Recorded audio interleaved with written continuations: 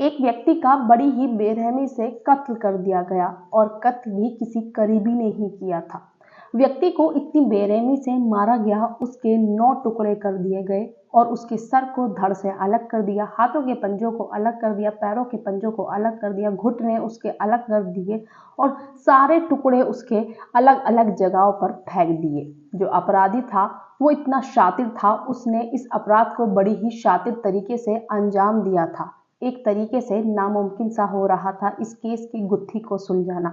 Police ने बड़ी ही मशक्कत के बाद में इस केस की गुत्थी सुलझा ही दी। इस केस में 3 लोगों पर शक की सुई घूम रही थी, बीवी, भाई या दोस्त।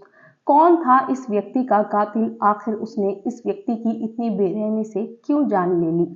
Hello, good evening. मैं हूं नशरा मिर्जा और ये कहानी है 2 राज्यों की, उत्तर प्रदेश से लेकर गुजरात तक की।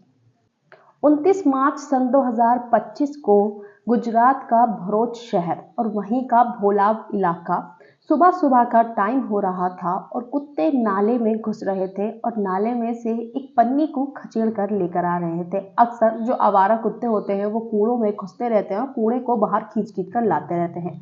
सुबह सुबह का टाइम था, लोग भी आ जा रहे थे अपने कामों पर, तो कुछ लोगों की उस पर निगाह पड़ती है और लोग उसको लगातार देखते हुए आ जा रहे थे। जैसे ही उस कुत्ते ने उस पन्नी को फाड़ा तो फिर से कुछ लोगों की उस पर निगाह पड़ी और लोग उसे देखने के बाद में चौंक गए, क्योंकि उसमें एक व्यक्ति का कटा हुआ सर था, जिसे देखने के बाद में जो लोग थे उन्होंने तुरंत पुलिस को इत्तला दी और पुलिस भी वहां मौके पर पहुंची। जिसे देखने के बाद में पुलिस ने और भी तलाश जारी शुरू कर दी कि आखिर ये सर है तो और कुछ भी जरूर होगा। सारे नालों की तलाश जारी होने लगी और 29 मार्च से लेकर लगातार 3 दिन तक हर तरफ तलाश जारी थी और कुछ ना कुछ मिल भी रहा था पुलिस को। कहीं पर व्यक्ति का धड़ मिल रहा था, कहीं पर घुटने मिल रहे थे, कहीं पर पंजे मिल रहे थे। अलग अलग जगहों से अलग अलग टुकड़े बरामद हो रहे थे। अब पुलिस के लिए पहला सवाल ये था कि ये जो टुकड़े मिल रहे हैं, क्या ये एक ही डेड बॉडी के हैं या फिर अलग अलग हैं? 29 मार्च से लेकर लगातार 3 दिन तक डेड बॉडी के नए नए टुकड़े तो मिल रहे थे, लेकिन पुलिस ये नहीं पता लगा पा रही थी कि आखिर ये व्यक्ति कौन है, इसका क्या नाम है और ये व्यक्ति कहाँ का है, क्योंकि मृतक व्यक्ति के टुकड़े पानी में पड़े पड़े गल रहे थे और सारी निशानियां मिट चुकी थी। कोई निशान नहीं था जिससे ये पता लगाया सके कि कौन है ये व्यक्ति। जिसके बाद में पुलिस मृतक व्यक्ति का जो सर था कटा हुआ, उसको लेकर फॉरेंसिक के पास पहुंचती है और वहां से एक बात पता चलती है कि इस व्यक्ति ने अपने दांतों का ट्रीटमेंट कराया है जल्दी में ही। पुलिस के लिए तो एक उम्मीद की किरण ही काफी थी, क्योंकि पुलिस के लिए बहुत मुश्किल हो रहा था पहचान पाना उस व्यक्ति को। जिसके बाद में पुलिस ने सारे शहर में जितने भी डेंटिस्ट थे उनके यहाँ से लिस्ट मंगाई कि हाल फिलहाल में ही दांतों का ट्रीटमेंट किसने कराया था। सारे जितने भी नाम थे वो एक लिस्ट आती है पुलिस के पास और उसमें बहुत सारे नाम थे। उसमें भी बहुत मुश्किल हो रहा था कि आखिर कौन है ये व्यक्ति जो इस लिस्ट में शामिल है। उसके बाद में पुलिस जितने भी टुकड़े थे जो मृतक व्यक्ति के, उसको स्ट्रेचर पर रखती है और कोशिश करती है कुछ एक तो निशान ऐसा मिलेगा जिससे कि हम पहचान कर सकें, और पुलिस इसमें सफल भी हो जाती है। जो टुकड़े थे उसके हाथ पर एक टैटू बना हुआ था, टैटू का निशान था, जिसे पुलिस देखने के बाद में कोशिश करती है, सारे ही जगहों पर जाती है और पता लगाती है कि टैटू बने हुआ व्यक्ति जो आया था अपने दांतों का ट्रीटमेंट कराने के लिए, उसका आखिर नाम क्या है। और पुलिस को ये पता लग जाता है कि जिस व्यक्ति ने अपने दांतों का इलाज कराया था और जिसके हाथ पर टैटू बना हुआ है, उसका नाम है सचिन। जिसके बाद में पुलिस पता लगाती है कि आखिर सचिन कौन है। सचिन उत्तर प्रदेश के जिला बिजनौर का रहने वाला था और वो गुजरात भरूच में नौकरी किया करता था। शादीशुदा है, पहले से ही उसकी एक पत्नी है और उसका 4 साल का एक बच्चा भी है। जिसके बाद में पुलिस को लगता है कि पता नहीं इसके बीवी बच्चे के क्या हालात हो रहे होंगे।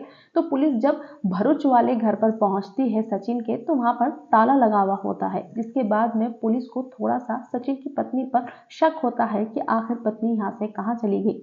लेकिन खैर जब उसकी पत्नी से बात होती है तो पुलिस को पता चलता है कि वो बिजनौर गई हुई है अपने बच्चे के साथ में, होली की छुट्टियों से वो वहीं पर है। पुलिस पूछती है सचिन की पत्नी से कि तुम्हारी आखिरी बार सचिन से कब बात हुई थी और ऐसे ऐसे सचिन के साथ में हो गया है। तो सचिन की पत्नी एक कहानी बताती है पुलिस को, जिसके बाद में पुलिस का दिमाग घूम जाता है। सचिन की पत्नी कहती है कि 29 मार्च को मेरे फ़ोन पर एक मैसेज आया था और उस मैसेज में लिखा हुआ था कि वो बेंगलुरु जा रहे हैं किसी बहुत ही ज़रूरी काम से, तो वो हमें बाद में लेने के लिए आएंगे, अभी हम बिजनौर में ही रहेंगे। और एक और कहानी बताती है जिसे सुनने के बाद में पुलिस और भी ज़्यादा घूम जाती है। वो कहती है कि जो मेरे देवर हैं उनके पास एक अलग मैसेज आया है और वो मैसेज में कुछ अजीब सा उन्होंने कहा है मेरे देवर से, जिसे सुनकर मेरे देवर का दिमाग घूम गया था और वो चौंक गए थे कि भैया ये क्या कह रहे हैं। जैसे ही पत्नी ये कहती है कि देवर जी के पास एक मैसेज आया था, वो बहुत ही अजीब सा मैसेज था जिसके बाद में मेरे देवर परेशान हो गए थे, तो पुलिस को जानना था कि आखिर सचिन ने अपने भाई को क्या मैसेज किया है। और मैसेज में लिखा होता है कि जो सचिन है वो अपनी पत्नी से डाइवोर्स लेना चाहता है, वो उससे अलग होना चाहता है, उससे अलग रहना चाहता है। जिसे सुनने के बाद में जो सचिन का भाई था वो काफ़ी परेशान हो गया था और उसके मन में अजीब अजीब सबसे सवाल आ रहे थे कि भैया को किसने बहला फुसला लिया है, भैया फ़ोन भी नहीं उठा रहे हैं। लगातार पत्नी और जो देवर था वो फ़ोन पे फ़ोन कर रहा था अपने भाई को, लेकिन फ़ोन उठ ही नहीं रहा था, जिसके बाद दोनों ने मिलकर 28 मार्च को अपने भाई सचिन की गुमशुदगी की रिपोर्ट भी दर्ज कराई थी और उसी की कॉपी वो पुलिस को दिखा भी देते हैं।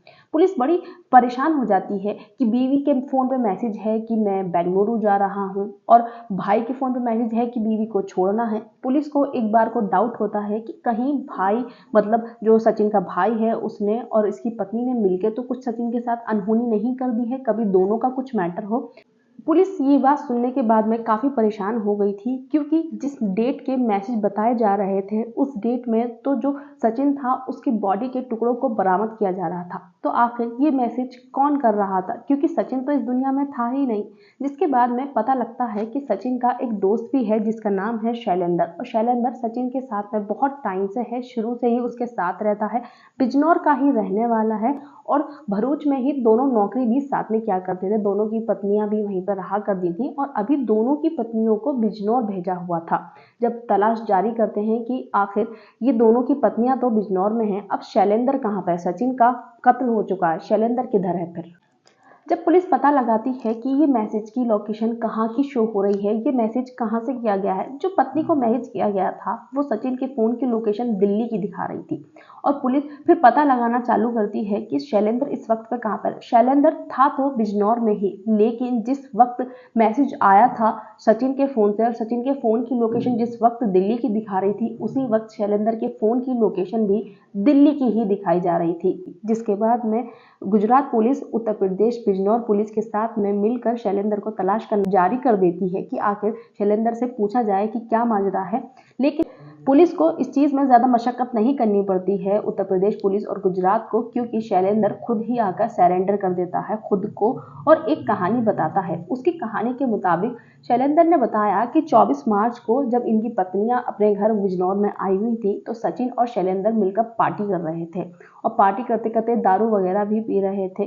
शैलेंद्र बताता है कि कभी एक टाइम पे पता नहीं किस तरीके से उसकी, शैलेंद्र की और उसकी पत्नी की कुछ प्राइवेट मोमेंट्स की फ़ोटोज़ और कुछ प्राइवेट चीज़ें सचिन के फ़ोन में चली गई थी और सचिन उसको लेकर हमेशा शैलेंद्र को ब्लैकमेल किया करता था, उससे पैसे वगैरह उतारा करता था। 24 मार्च को जब ये लोग पार्टी कर रहे थे तो उस दिन भी कुछ इसी तरीके की बात हुई थी और सचिन कुछ ब्लैकमेल कर रहा था शैलेंद्र को, जिसके बाद में दोनों ने खूब दारू पी रखी थी और शैलेंद्र को बहुत ज़्यादा गुस्सा आता है। तो 25 मार्च की सुबह को वो शैलेंद्र के चाकू घोंप देता है, जिसके बाद में उसकी हत्या हो जाती है, उसकी मौत हो जाती है। शैलेंद्र ने सचिन का कत्ल तो कर दिया था। अब वो सोच रहा था कि अगर मैं इस डेड बॉडी को ऐसे ही छोड़ के भाग जाता हूँ तो मेरा अपराध पकड़ा जाएगा। फिर उसके शैतानी दिमाग में एक आइडिया आता है। वो जो सचिन की बॉडी थी उसके टुकड़े करता है 9 टुकड़े और उनको पन्नी में बांध कर, और बुरखे का इस अपराध में उसने इस्तेमाल किया था। बुरखा पहनकर वो भरूच जो इलाका है गुजरात का, वहाँ के अलग अलग नाले में एक एक टुकड़े को डालकर आ रहा था और उसके बाद में एक और प्लानिंग करता है कि जिससे पुलिस भी घूम जाए और पता ही ना चले कि आखिर किसने सचिन का कत्ल किया है और सचिन कहाँ है। उसे लगा था डेड बॉडी तो सामने आएगी ही नहीं, सिर्फ सचिन को ढूंढने में ही पुलिस जुटी रहेगी। वो क्या करता है, सचिन का जो एटीएम था उस पर उसका पासवर्ड और पिन लगाकर रख आता है किसी ट्रेन के डब्बे में, कि किसी भी व्यक्ति को अगर ये एटीएम मिलेगा और वो इससे पैसे निकालने की कोशिश करेगा, क्योंकि पासवर्ड भी इस पे लिखा हुआ है, तो जो लोकेशन होगी, ट्रांजैक्शन लोकेशन, वो अलग दिखाई देगी। दिल्ली से जाकर अब उसकी पत्नी को मैसेज करता है कि फोन का जो लोकेशन दिखेगा वो दिल्ली दिखेगा। भाई को एक अलग जगह से मैसेज करता है कि ये अलग एक कॉल दिखेगी, ये एक अलग मैसेज की लोकेशन दिखेगी, ताकि जो पुलिस है वो घूम कर रह जाएगी और यही ढूंढते रहेंगे कि आखिर सचिन कहाँ गया और उसका अपराध किसी के सामने नहीं आने का है। लेकिन ऐसा कभी भी नहीं होता है। वो पुलिस को गलबलाना चाह रहा था कि ट्रांजैक्शन लोकेशन अलग, मैसेज लोकेशन अलग और दूसरा मैसेज लोकेशन अलग, 3 जगह का ट्रायंगल में ही पुलिस फंस कर रह जाएगी। लेकिन अपराध कभी छुपता नहीं है, अपराध हमेशा सामने आता है, चाहे कितने भी शातिर तरीके से किसी भी अपराध को अंजाम दिया जाए। पुलिस ने उसे अपनी हिरासत में ले लिया है और उद्देश्य किसी भी धर्म, जाति, समुदाय या व्यक्ति का दिल दुखाना नहीं है, सिर्फ और सिर्फ आप सभी को जागरूक करना है।